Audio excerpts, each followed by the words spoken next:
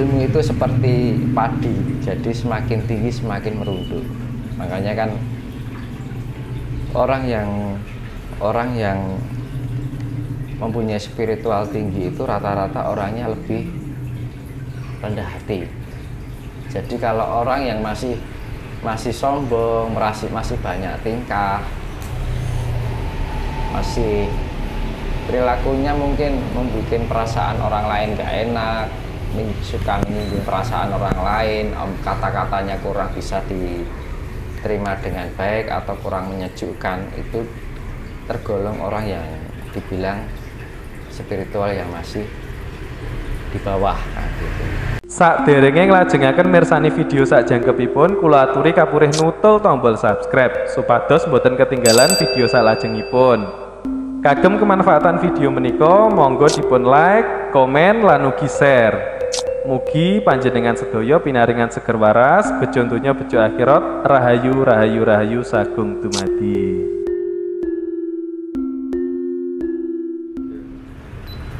Selamat pagi Rahayu Mas Tinus. Rahayu rahayu Om Swastiastu.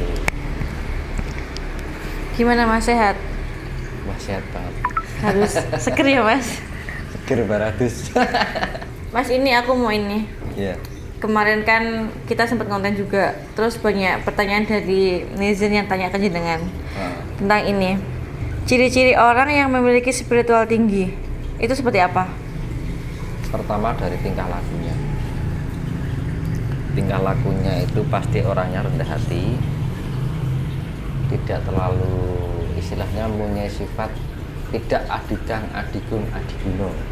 Dalam arti adigang, adigung, adiguno itu, adigang itu artinya tidak terlalu banyak tingkah, bisa mampu menjaga sikap, mampu memahami orang lain, mampu menghargai orang lain, mampu menghormati orang lain.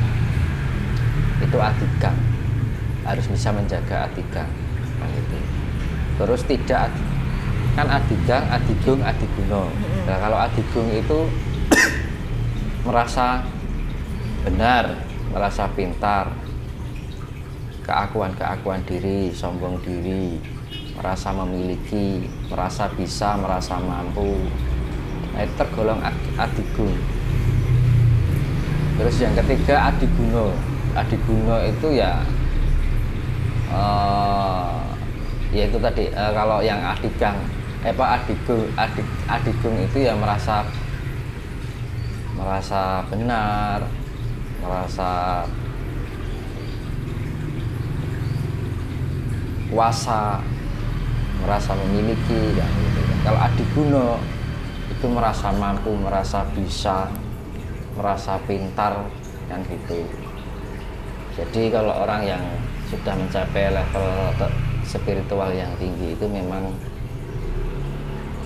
bisa memahami orang lain, bisa menghormati orang lain, bisa menghargai orang lain, mudah menyesuaikan dengan lingkungan, bisa menempatkan diri dengan lingkungan, bisa menempatkan diri dengan sekitarnya, bisa menempatkan diri dengan karakter orang lain. Jadi yang namanya kita berhadapan dengan orang lain itu kita harus bisa memahami karakter yang kita ajak ngomong atau orang yang di hadapan kita. Jadi lebih mampu menguasai diri, bisa mampu menempatkan diri, menjaga sikap dari perilakunya. Karena kan itu wujud konkret dari orang yang mempunyai spiritual yang sudah tinggi. Karena ibarat kata ilmu itu seperti padi, jadi semakin tinggi semakin merunduk. Makanya kan orang yang mempunyai spiritual tinggi itu rata-rata orangnya lebih rendah hati. Jadi kalau orang yang masih sombong, masih banyak tingkah, masih perilakunya mungkin membuat perasaan orang lain gak enak, suka menyinggung perasaan orang lain, kata-katanya kurang bisa diterima dengan baik atau kurang menyejukkan, itu tergolong orang yang dibilang spiritual yang masih di bawah. Nah, gitu. Jadi memang tingkah laku seseorang itu mencerminkan sebatas mana tingkat spiritualitas seseorang. Jadi kalau orang yang spiritual yang sudah tinggi itu tidak adigang, adigung, adigino. Makanya kan kalau orang yang lagi belajar spiritual itu kan kebanyakan masih banyak tingkah, terus masih banyak rasa penasaran kan gitu kan. Jadi semakin naiknya spiritual itu rasa penasaran juga akan semakin berkurang. Makanya kalau orang yang baru pertama belajar spiritual dan dia mungkin memiliki sesuatu yang sebelumnya dia bisa, biasanya terlalu menggebu-gebu. Jadi birahinya itu masih tinggi. Dalam arti birahi itu, birahi spiritualnya itu masih tinggi. Jadi masih mempunyai laga ini itu, ingin menunjukkan sesuatu kemampuan. Nah itu. Tapi kalau orang yang spiritual yang level tinggi itu sudah mampu menghargai, menghormati, memahami orang lain, memahami keadaan orang lain, memahami keadaan sekitar kan gitu. Dan lebih ada pendekatan dengan alam, lebih ada pendekatan dengan leluhur. Tingkat kesadarannya juga sudah baik. Terus ya pokoknya intinya istilahnya kayak padi. Ilmu itu seperti padi, jadi semakin tua semakin merunduk. Nah itu. Terus dari pikirannya itu, pola pikirnya lebih fleksibel, universal, bijaksana. Itu secara pola pikirnya. Jadi mempunyai pandangan lebih luas, mempunyai wawasan yang lebih luas.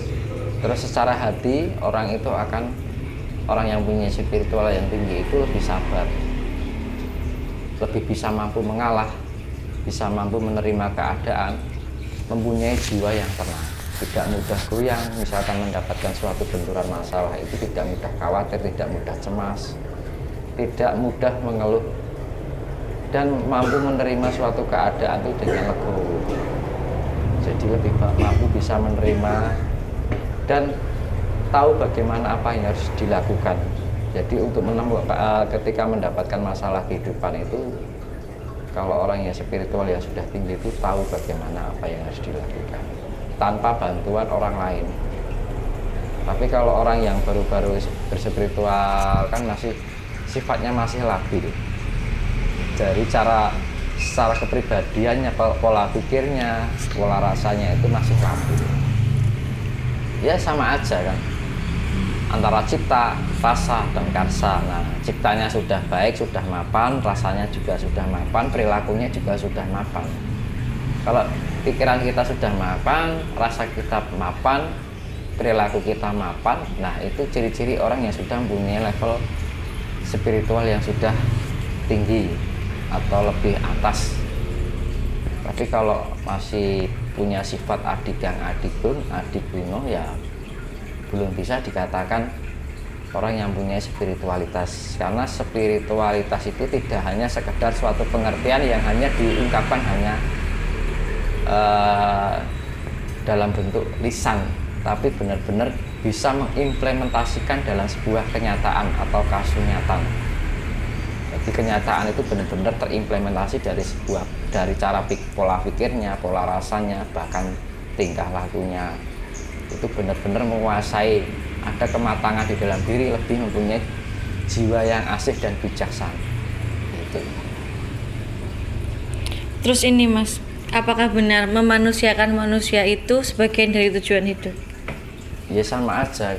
Kalau kita kita kembali pada diri kita. Kalau kita nggak dimanusiakan juga ya nggak enak kan. Nah itu kan. Memanusiakan manusia itu sama saja kita menghargai orang lain. Dan tidak hanya manusia, bahkan hewan dan tumbuhan itu juga kita perhatikan, kita pedulikan. Karena hidup kita tidak jauh, karena memang hidup itu antara hewan, manusia, dan tumbuhan itu saling melengkapi. Kita hidup tanpa tumbuhan juga nggak ada kehidupan. Kita bisa menghirup udara segar, menghasilkan oksigen yang baik, itu karena tumbuhan. Misalkan kalau ada rumah terdapat banyak tumbuhan kan udaranya juga ikut segar. Jadi tumbuhan itu bisa sebagai makanan pokok, bisa memberikan keindahan di alam semesta ini, bisa memberikan kesejukan pada alam semesta ini. Nah, makanya kan zaman sekarang itu banyak tanaman yang dibabat hanya untuk kepentingan ekonomi, kepentingan usaha, ya kan, kepentingan pribadi dari setiap orang untuk mencapai sesuatu yang sekiranya itu untuk memperkaya diri. Jadi memang kepedulian manusia terhadap alam atau yang dikatakan ekologi kehidupan ini sudah benar-benar mengalami krisis. Jadi krisis ekologi. Jadi tingkat kepedulian manusia dengan alam itu sudah lemah. Makanya dimunculkan kembali yang namanya ajaran Budi, karena ajaran Budi itu mengajarkan bagaimana kita bisa memayu hayuning sasomo. Dalam arti memayu hayuning sasomo itu ya kita sama-sama mencintai makhluk hidup, entah itu manusia, hewan ataupun tumbuhan, karena itu memang suatu bagian ekosistem yang saling melengkapi. Namanya memayu kan memberikan kelestarian. Arti kata memayu itu kan ayu itu dalam arti keindahan, dan memayu itu kita melakukan sebuah keindahan di dalam kehidupan ini. Makanya kan ketika manusia kehilangan rasa keindahan di dalam kepribadiannya, maka dunia ini akan menjadi rusak. Makanya kan kita harus bisa menjadi pribadi yang indah, kita harus bisa menjadi pribadi yang menyejukkan buat diri kita sendiri, orang lain, dan semua makhluk yang ada di alam semesta ini. Ketika orang mampu memberikan keindahan, kesejukan di dalam alam semesta ini, bahkan seisinya, maka terciptalah kedamaian. Dunia tidak akan terjadi benturan, tidak ada terjadi peperangan, tidak terjadi berebut berkebenaran dan kesalahan, karena hidup ini tidak melulu antara benar dan salah. Ketika benar dan salah ini tidak memiliki keluhuran, maka tidak ada artinya benar atau salah itu. Karena gini, zaman sekarang itu hanya mencari benar dan salah, tapi tidak memiliki keluhuran.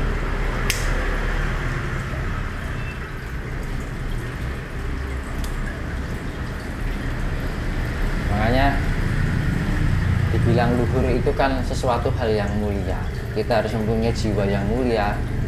Ketika kita mampu memuliakan diri kita, orang lain, dan alam semesta ini, maka alam semesta juga akan memuliakan hidup kita. Makanya hukum alam itu adalah hukum feedback atau hukum imbal balik. Manakala yang kita berikan baik, maka yang kita terima juga akan baik. Manakala yang kita berikan buruk, yang kita terima adalah keburukan. Sebenarnya hidup ini simpel, mudah, cuman manusianya yang terlalu bikin rumit. Karena apa?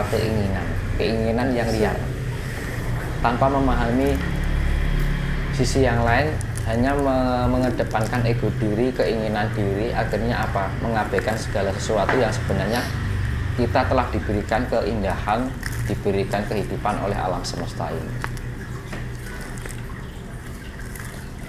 Apakah bisa Mas membuka mata batin tanpa tirakat?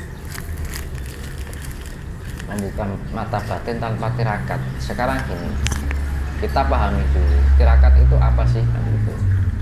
Ya namanya tirakat itu kan ya tidak harus puasa, tidak harus kita menyepi.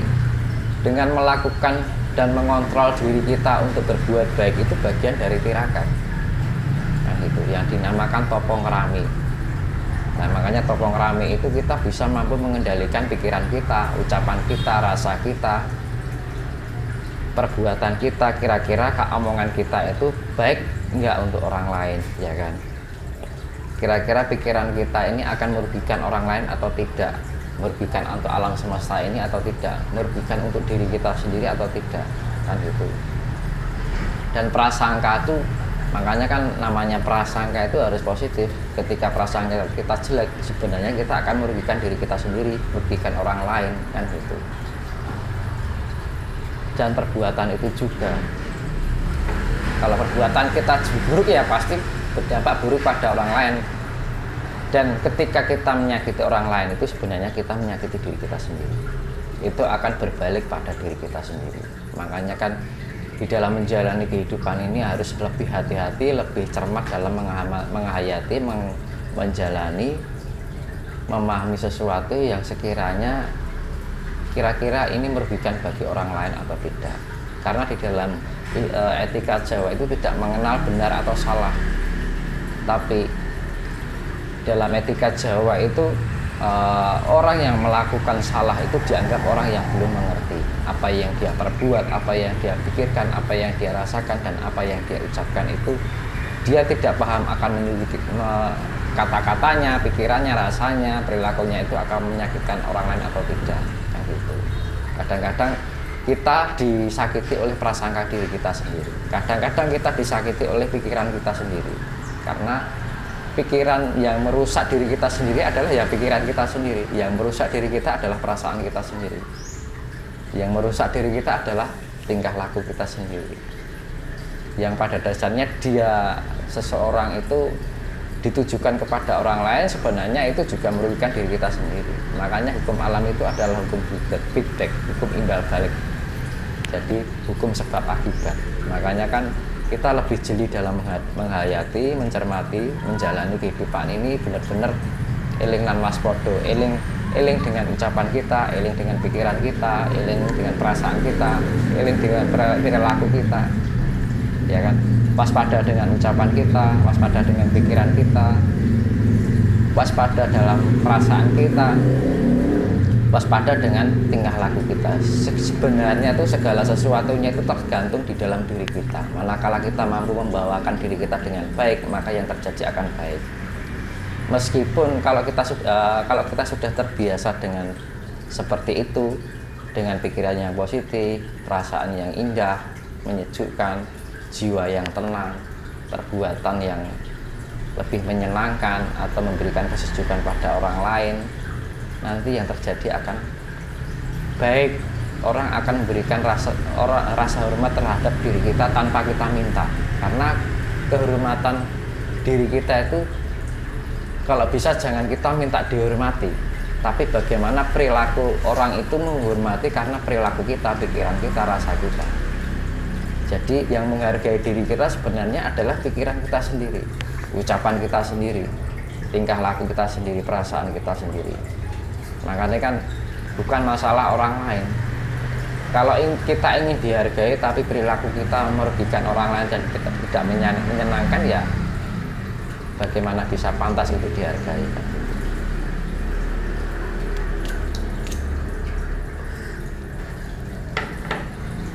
Makanya kan belajar spiritualitas itu sebenarnya untuk mengendalikan semuanya itu, agar apa yang terjadi di dalam kehidupan ini kita lebih jeli dalam menyikapi, dalam membawakan diri agar kita menjadi pribadi yang lebih menyenangkan. Otomatis kalau orang yang sudah paham dengan spiritualitas itu diajak ngomong enak, akhirnya menjadi sandaran hati, akhirnya timbul rasa nyaman, ya kan? Orang punya masalah pengennya lari ke orang yang mungkin bisa memahami. Contoh aja kalau kita punya sahabat kita bisa memberikan ketentraman karena omongannya enak, bisa menerima, bisa mengerti, bisa menjadi pendengar yang baik, itu kita akan merasa nyaman.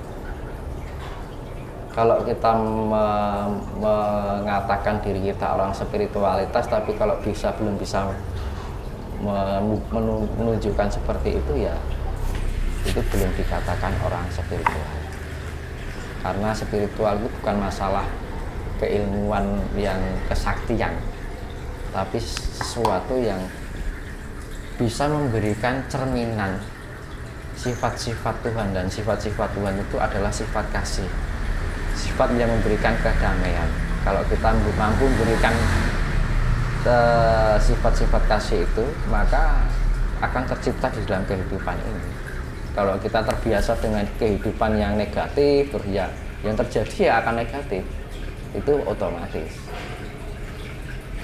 Kalau hidupnya terbiasa ruwet gitu, ya nanti yang hidupnya terjadi ya itu. Kalau kita terbiasa dengan Hal yang positif ya kehidupan kita sesuai dengan apa yang kita lakukan, apa yang kita pikirkan, apa yang kita rasakan. Kadang-kadang orang punya masalah sedikit-sedikit mengeluh, yang itu semua akan selanjutnya akan terjadi kesedihan dan kekeluhan. Karena apa? Manusia itu punya daya cipta. Kalau kita pikiran positif, maka yang terjadi akan positif di kehidupannya, ke depannya nanti.